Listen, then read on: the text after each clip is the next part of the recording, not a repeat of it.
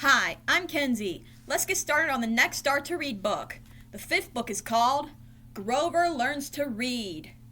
Here we go. Grover Learns to Read by Dan Elliott, illustrated by Norman Chartier.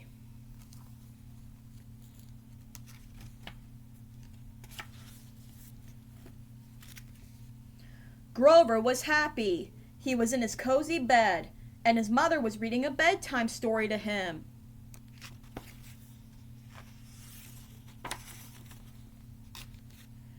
And they lived happily ever after. The end, read Grover's mother. Then she tucked Grover in. Soon you will be reading books all by yourself, she said. Just think, my little Grover in school and learning to read.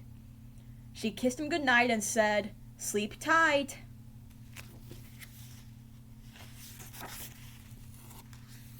But Grover did not sleep tight. He tossed and turned.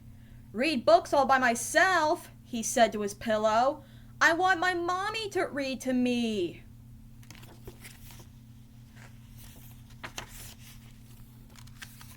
The next day in school, Grover's teacher wrote some words on the blackboard.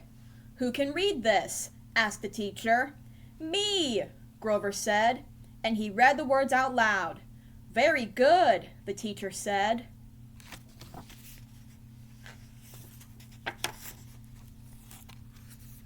Grover sang all the way home. "I, Grover, am so smart. Mommy will be so proud. I, Grover, can read out loud." Suddenly he stopped singing. "But I do not want to read out loud. I want my mommy to read to me and tuck me in and kiss me goodnight. From now on I will try not to learn to read."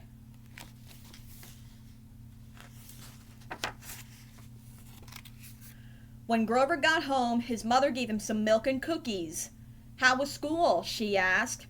"Did you have a reading lesson?" Grover said, "Yes." "Good," said his mother. "And what did you learn?" Grover thought about it. "Nothing," he said.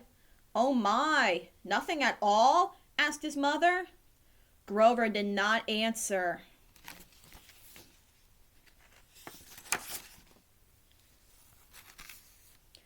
That night, Grover's mother read his favorite story, Goldilocks and the Three Bears. Grover was able to read some of the words himself. Oh, how he wanted to tell her, but he said nothing.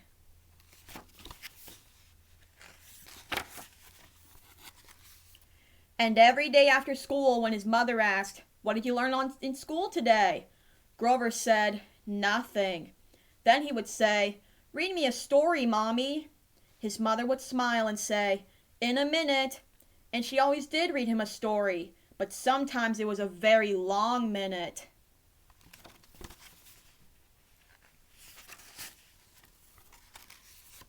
One day after school, Grover was playing in the park.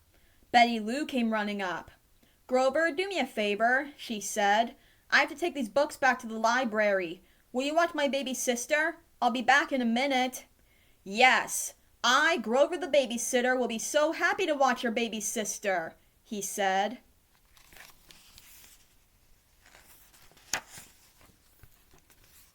Betty Lou left, and the baby started to cry. Grover tried to make the baby stop crying. He stood on his head. He made funny faces, but the baby just screamed louder and louder.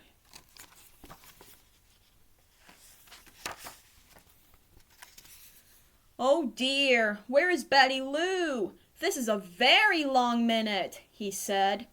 The baby picked up Grover's book and put it in her mouth.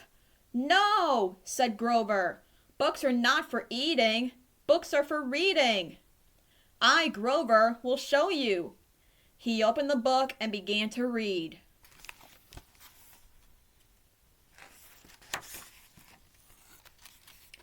"Once upon a time," read Grover. The baby stopped crying. She crawled onto Grover's lap and smiled.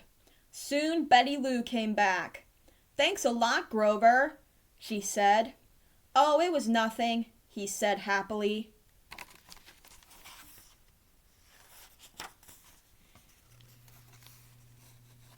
Grover ran home to tell his mother.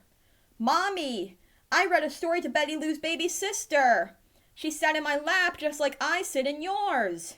His mother smiled. "Grover, I did not know you learned how to read." And she gave him a big hug. "Yes, I am a super reader," he said.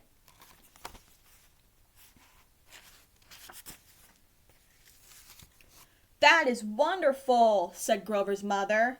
"No, it is not," he said sadly. "Now you will stop reading to me." Grover's mother looked surprised. "Why, I love reading to you, and I always will. But now you can read to me too sometimes." "Oh, Mommy," Grover said happily, "that's a great idea." And he opened a book and read a story to her right then.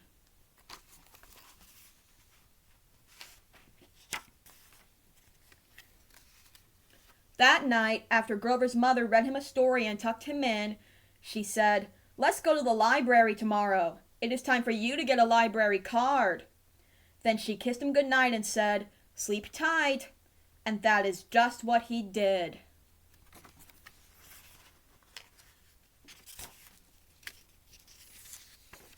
The next day, Grover got his very own library card.